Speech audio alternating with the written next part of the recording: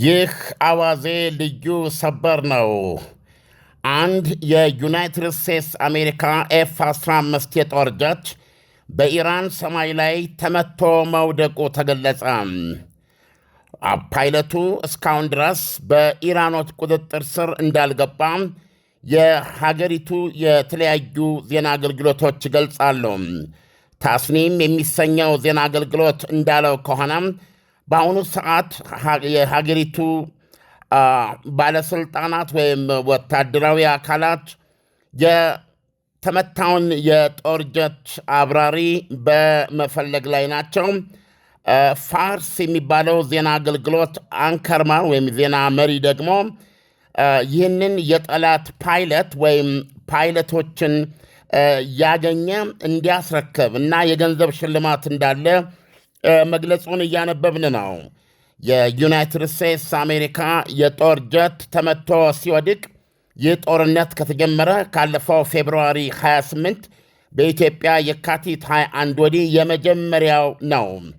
ሲኤንኤን ላይ እንደታየውና ትክክለኛ መሆኑን አረጋግጦታል። ሲኤንኤን የጂኦ ሎኬትድ በሚሉት መንገድ የጦር ጀቱ ሊመታ የቻለው በኢራን ሰማይ ላይ ኩዘስታን በሚባል ክፍለ ሀገር፣ ስሙን ተሳስቼ ሊሆን ይችላል፣ ኩዘስታን በሚባለው አብራጃ ማዕከላዊ ኢራን ክፍለ ሀገር ነው።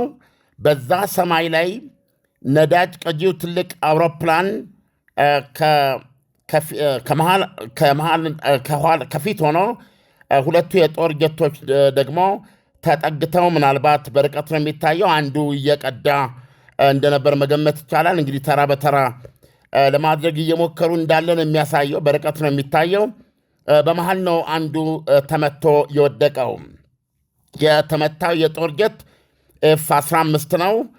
ኤፍ-15 እኔ ባለኝ መረዳት የተለየ ነገር ከሌለ ምንድን የሚባለው ራዳር ስውር አይደለም። ስለዚህ ሊመታ መቻሉ ያን ያህል አስገራሚ ሊሆን አይችልም፣ ራዳር አምላክ ስላልሆነ። ነገር ግን እስራኤልና አሜሪካ በቋሚነት የሚሉት በኢራን ሰማይ ላይ ፍጹማዊ የበላይነት እንዳላቸው ወይም የሀገሪቱ የአየር መቃወሚያ ስርዓትን እንዳወደሙ ነው የሚገልጹት። ምናልባት ከዚህ አንጻር ኢራን ስቲል ሰማያዋን ትከላከላለች የሚል ምልክት የሚሰጥ ነው። ዳንኤል፣ እርግጠኛ አይደለሁም። ይህ የጦር ጀት ዜናውን እንደገና መመልከት አለብኝ። የጦር ጀቱ ተመቶ ነው የወደቀው። ስለዚህ ኢራን የአየር ክልሏን አሁንም ትከላከላለች ማለት ነው። እስካሁን ከዋይት ሃውስም ሆነ ከፔንታጎን የተሰጠ መግለጫ የለም። ዛሬ የዩናይትድ ስቴትስ አሜሪካ ኤፍ-15 የጦር ጀት በኢራን ሰማይ በማዕከላዊ ኢራን ኩዘስታን በሚባለው ክፍለ ሀገር ሰማይ ላይ ተመቶ ወድቋል። ነዳጅ በመቅዳት ላይ ነበረ። እስካሁን ድረስ የፓይለቱ ዕጣ ፈንታ አልታወቀም። ፓይለቱ ከአውሮፕላኑ ጋር አብሮ ሊቃጠል ይችላል፣ ወይም ደግሞ እንደተለመደው ብዙዎች እንደሚጠብቁት በጃንጥላ ለመውረድ ሞክሮ ይሆናል። ከሁለቱም ማረጋገጫ አልተገኘለትም። ይሁንና የኢራን ባለሥልጣኖች ፓይለቱን እያስፈለጉ ነው።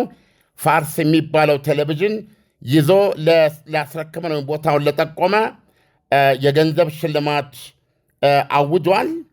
እስካሁን ድረስ ከዋይት ሃውስ ወይም ከአሜሪካ መከላከያ ሚኒስቴር የተሰጠ መግለጫ የለም። ይህ ገና ሰበር ዜና ነው። ዳንኤል ዓለም የአሜሪካ ኤፍ-15 ጀት እንዴት በኢራን ሊመታ ቻለ? ኢራኖች የአየር መቃወሚያ እንደሌላቸው ይታወቃልና፣ ስለዚህ ኢራን ይህን ጀት ለመምታት ያገዛት ሀገር አለ ወይ?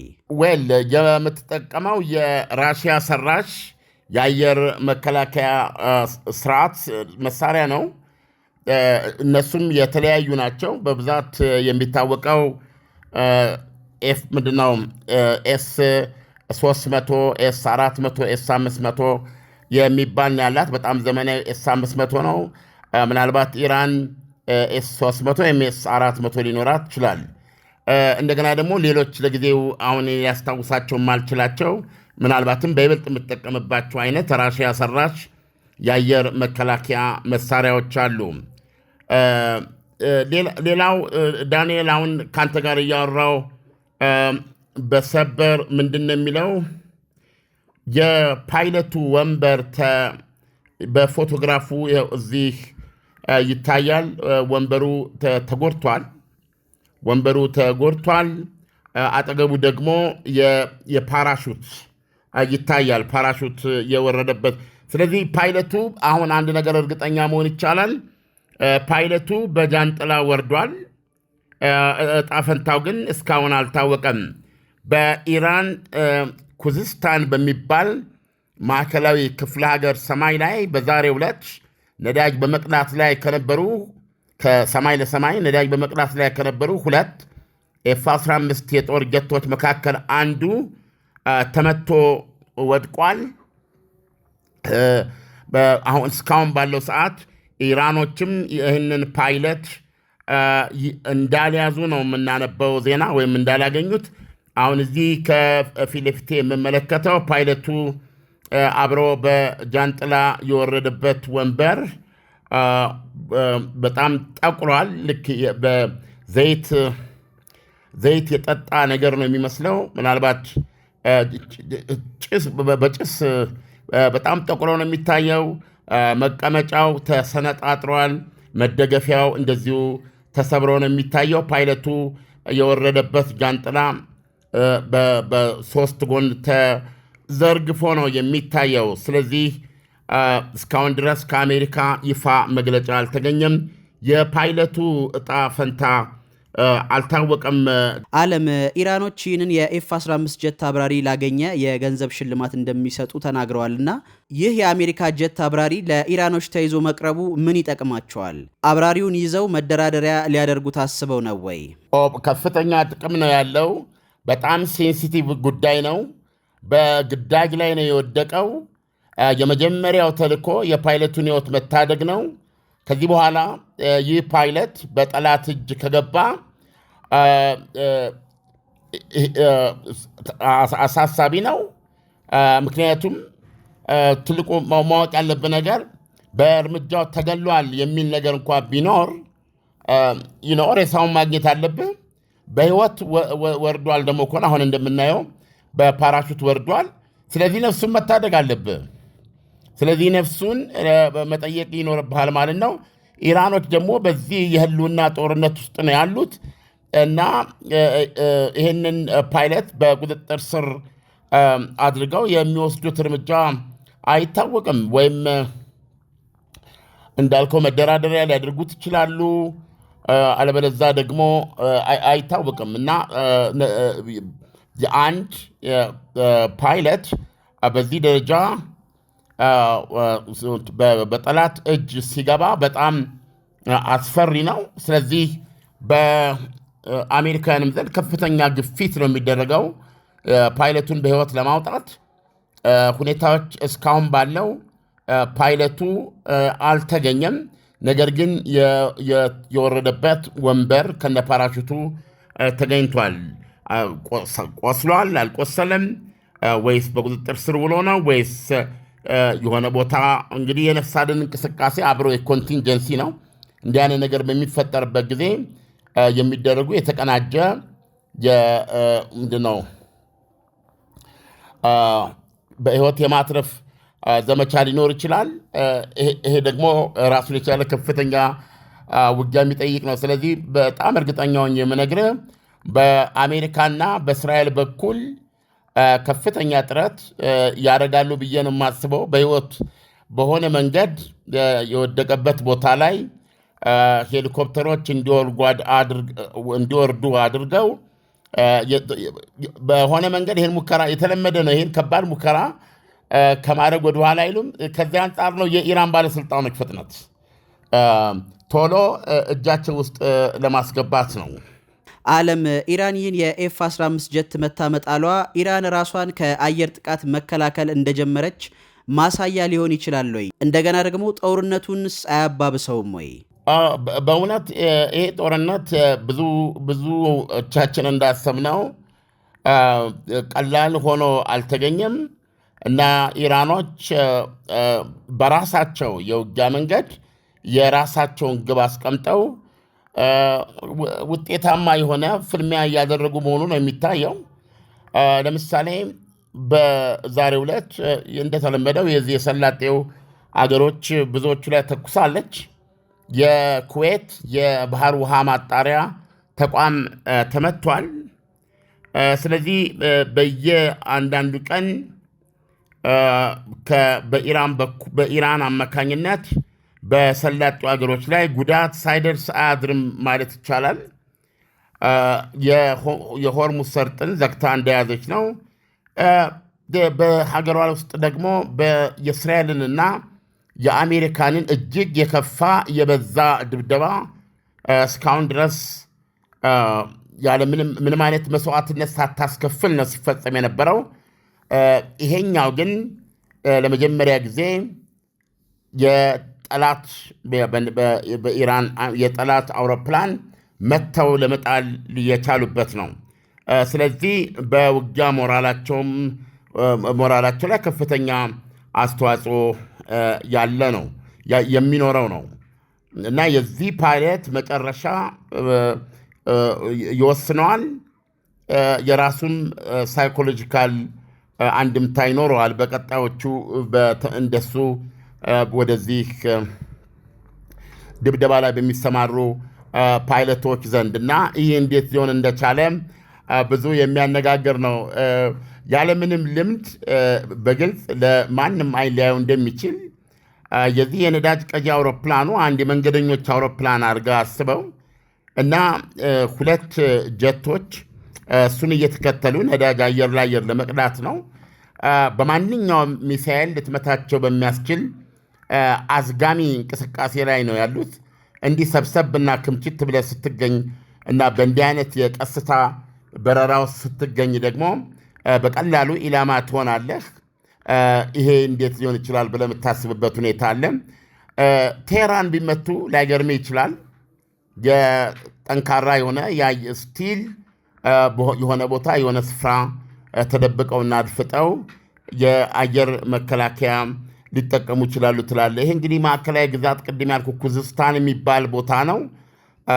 በጣም እርግጠኛ ሆኖ መናገር የሚቻለው አብራሪዎቹ የጠላት የአየር መከላከያ ተኩስን ጨርሶ አልጠረጠሩም፣ ይኖራል ብለው አላስቡም ብሎ መደምደም ይቻላል። ይሁንና ተመቶ የወደቀው አንድ ብቻ ነው፣ F-15 ነው። ከዚህ በፊትም እንግዲህ በዚህ ጦርነት አሜሪካ ይሄንኛውን የጦር ጀት ስታጣ አራተኛ የጦር ጀት መሆኑ ነው። ባለፈው እንደምታስታውሰው ተመሳሳይ F-16ቶች ወይም ተመሳሳይ 15ቶች ሊሆኑ ይችላሉ ኩዌት ውስጥ በስህተት የስህተት ተኩስ በተባለ ወይም የወዳጅ ተኩስ ነው የሚባለው የኩዌት አየር መከላከያ 3 የዩናይትድ ስቴትስ አሜሪካ የጦር ጀቶችን መጣሉ ይታወቃል። 3ቱም አብራሪዎች በጃንጥላ ወርደው ያለምንም ጉዳት መትረፍ መቻላቸው የሚታወስ ነው። ይሄኛው አራተኛ የጦር ጀት መሆኑ ነው። ለመጀመሪያ ጊዜ በኢራን ጸረ አውሮፕላን ሚሳኤል የተመታ ነው። እስከዚህ ደቂቃ ድረስ የፓይለቱ እጣ ፈንታ አልታወቀም።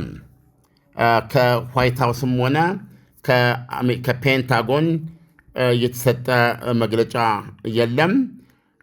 እንግዲህ ፍለጋና አሰሳው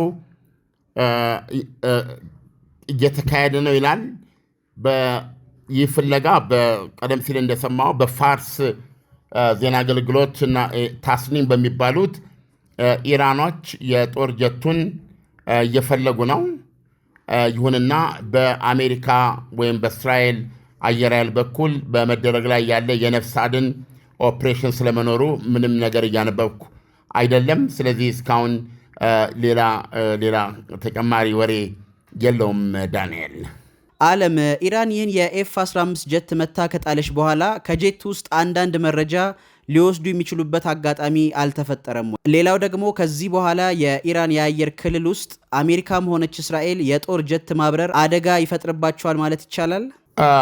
ሬሽዮን ስትወስደው እስካሁን ያደረጉት በረራ ያደረጉት ድብደባ ምናልባት የሁለቱ አንድ ላይ ቢደመር አሜሪካ ብቻዋን ከ12,000 በላይ ነው ያለችው። ምንም ጥርጥር በሌለው እስራኤል ከ8 ከ9 ከ20,000 በላይ ኢላማዎችን ደብድበዋል። ብዙ ሰዓታት ሲደበድቡ እና በሰላም ሲወጡ ነው የቆዩትና ስታቲስቲክ ስታየው የሚበግር አይደለም። ይሁንና የሆነ የሚፈጥረው ግን የራሱ ስጋት አለ። በኢራን በኩል ደግሞ ከፍተኛ እርካታ ነው የሚሰጠው። ምክንያቱም ሰማያቸው እስካሁን ድረስ ሙሉ በሙሉ በጠላት ቁጥጥር ስር ውሎ አንድም የጠላት አውሮፕላን ለመምታት አለመቻላቸው የአየር ኃይላቸውን ሙሉ በሙሉ መክሰም ማመልካች ነው። ከዛ በተረፈ ደግሞ ሀገሪቱ ምንም አይነት መከላከያ ያልነበራት ያክል ሆና ነው ስትመታ የቆየችው። የዛሬው ግን ስቲል ዊ አር ፋይቲንግ እየተዋጋን ነው ለሚለው የኢራኖች ድምፅ ትልቅ ጥንካሬ የሚሰጥ ዜና ነው። እንግዲህ ዳንኤል እስካሁን ድረስ የተገኘ ይህን ፓይለቱን በተመለከተ አዲስ ነገር የለም። ፓይለቱ አልተገኘም። የወረደበት ወንበርና ፓራሹቱ ግን ተገኝቷል። ኢራኖችም ምናልባት አሜሪካኖችና እስራኤሎችም እየፈለጉት ሊሆን ይችላል። የዩናይትድ ስቴትስ አሜሪካ ፕሬዚዳንት ዶናልድ ትራምፕ ኢራንን ወደ ድንጋይ ዘመን ነው የምከልሰው በማለት ማስጠንቀቂያ ሰጥቷል። ትናንት ሌሊት ደግሞ ቁልፍ የሆኑ ድልድዮች እንዲመቱ አዘዋል። ቀጥለውም የሀገሪቱን የኤሌክትሪክ በአጠቃላይ የፓወር ፕላንትስ የሀገሪቱን የኃይል ተቋማት መመድመድ ወይም ደግሞ ማውደም እያንዳንዱን ተቋም በተናጠል ወይም በአንድ ጊዜ ግዙፍ በሆነ ሁኔታ በገፍ ድብደባ የማጥፋት ምዕራፍ ላይ ነኝ ብለዋል። ይህንን ሊያስቀር የሚችለው አዲሶቹ የሀገሪቱ መሪዎች ምን ማድረግ እንዳለባቸው ያውቃሉ ብለዋል። ወይ ይህን እሳቸው ያቀርቧችን ባለ 15 ነጥብ የሰላም ሀሳብ በመቀበል ለድርድር በመቅረብና ውል በመፈራረም ሊያስቀሩ የሚችሉት የዚህን ፍንጭ ስጡኝ ነው የሚሉት፣ ወይም ደግሞ አሁን የዚህ የሆርሙዝ ሰርጥን ክፈቱ የሚል ነው። እነዚህ ሁኔታዎች በፍጥነት የማይካሄዱ ከሆነ ፕሬዚደንቱ ድልድይ ማስደብደብ ጀምረዋል። ትናንትናም እንደዚሁ ሰሜናዊ እስራኤልን ከቴሄራን ጋር የሚያገናኝ በመካከለኛው ምስራቅ ውስጥ ካሉ ድልድዮች በጣም ትልልቅ ጃያንት ድልድዮች መካከል አንዱ የተባለ በጣም ትልቅ ገደል ነው የሚያገናኘው። በፎቶግራፉን እንዳየነው በቅርብ ጊዜ የተመረቀ ነው። እሱን ለሁለት ቆርጠውታል በከፍተኛ ድብደባ። ስለዚህ ተመሳሳይ ድልድዮች እየተመቱ ነው ያሉት። ራሱ ካርግ ደሴትን ከዋናው የኢራን መሬት ጋር የሚያያይዙ ማገናኛዎች ወይም ድልድዮች እንደዚሁ ተመሳሳይ ጥቃት ሊደርስባቸው እንደሚችል ነው የሚናገሩት። ይህ ማስጠንቀቂያ ባለበት ሰዓት ነው እንግዲህ የአሜሪካ የጦር ጀት ተመቶ የወደቀው። ዓለም፣ ለትንታኔው በጣም አመሰግናለሁ። መልካም ምሽት ይሆንልህ። መልካም ምሽት ዳንኤል። የፓይለቱን ሁኔታ እየተከታተልን እናቀርባለን።